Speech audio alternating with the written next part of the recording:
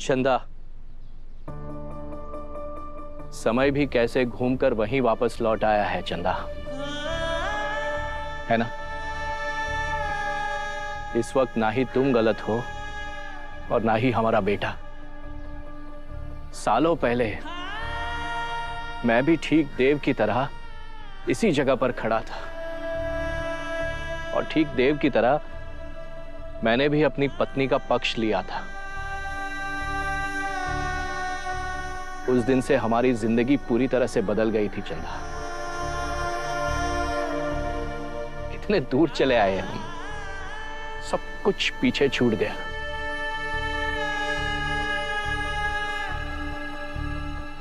उस दिन तुम्हें भी यही लगा था कि तुम सही हो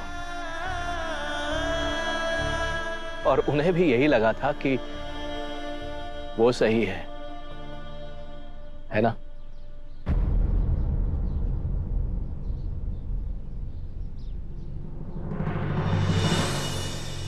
उन बीते पलों को हम बहुत पीछे छोड़ आए हैं सर,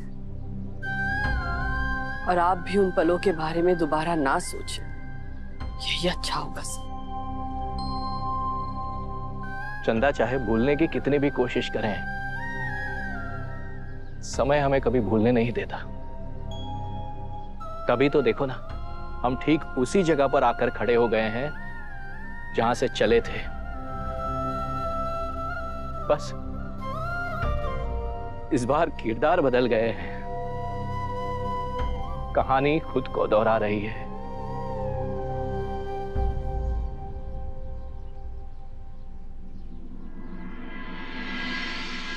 टाइम हो रहा है यार, घर जाना है। किशन जी। चल जा, हमारी ड्यूटी का टाइम हो गया। जी चल।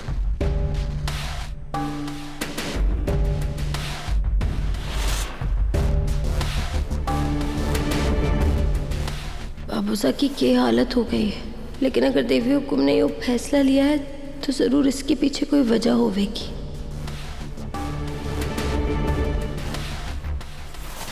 सलाम छोटे हुकुम।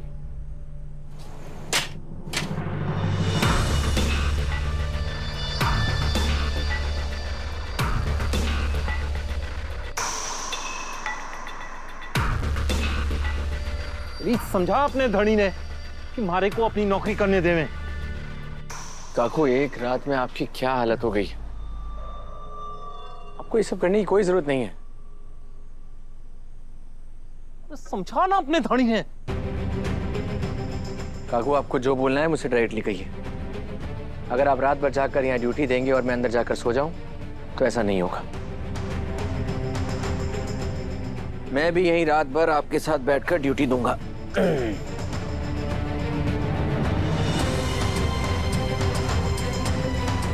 छोटे हुकुम, आप घर जाइए। आप हुकुम के बेटे हैं।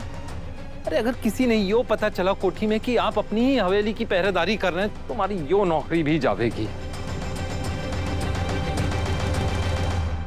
कृपा करके छोटे हुकुम, आप अंदर जाइए। हाँ देव सर, आप बाबूसा की बात मान लीजिए ना, चले जाइए ना यहाँ से। मैं कहीं नहीं जाने वाला। छोटे हुकुम, आप हमारी नौकरी के पीछे क्यों पड़े हैं? आप क्या जताना चाहे हैं कि आप ताकतवर हैं और मैं कमजोर? अरे मैं अभी इतना भी बूढ़ा ना हुआ कि किसी और ने हमारी लड़ाई लड़नी पड़ जावे। इसलिए भगवान के लिए हमारे से हमदर्दी जताना बंद कीजिए और अपने घर जाइए।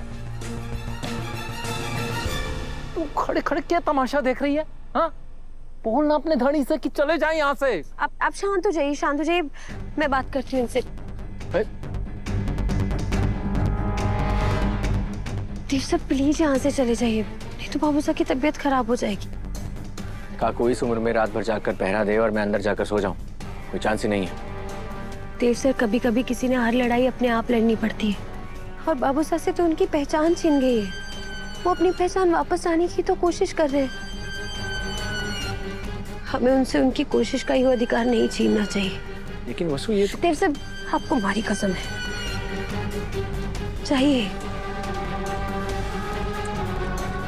बहुत जिद्दी हो तुम भी, लेकिन मैं भी कम जिद्दी नहीं। अगर तुम दोनों रात भर जाकर यहाँ ड्यूटी करोगे तो मैं भी अंदर जाकर सोऊंगा नहीं।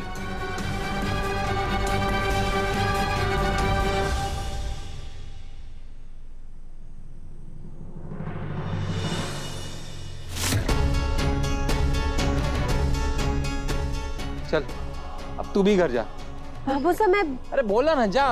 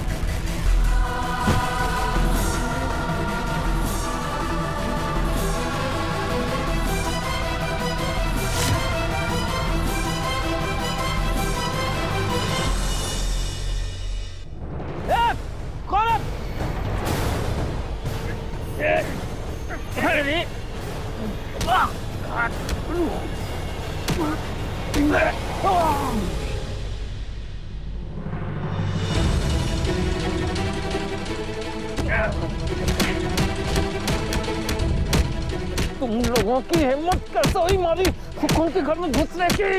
तुम लोगों ने तुम्हें छोड़ूंगा ना।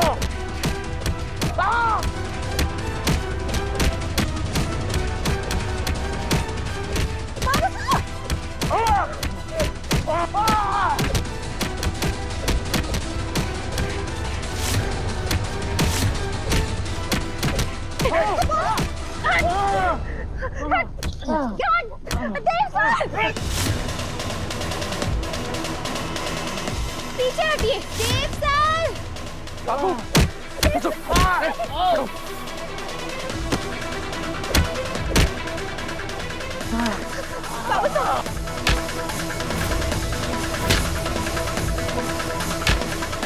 देव सर, बाबू सर ने बहुत खून बह रहा है। काकू चलिए अंदर, चलिए चलिए।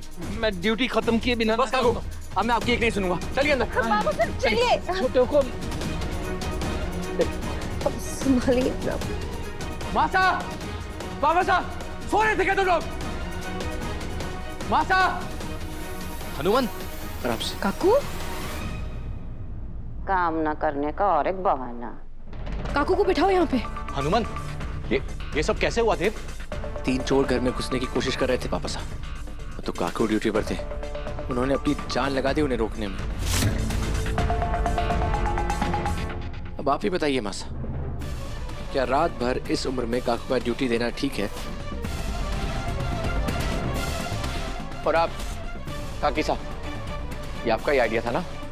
आप तो बहुत खुश होंगी, आपको जो चाहिए था वो हो गया। देव, पहले हनुमंत की मरहम पट्टी हो जाने दो, उसके बाद बात करते हैं। काकू को मरहम पट्टी की जरूरत इसलिए पड़ रही है क्योंकि वो गार्ड की ड्यूटी के लिए सूटेबल नहीं है। लेकिन कोई बात नहीं, अगर चौहान हाउस में गार्ड की इतनी ही जरूरत है तो मैंने फैसला कर लिया है। आज से काकू की जगह मैं नाइट गार्ड की ड्यूटी निभाऊंगा। देव सर,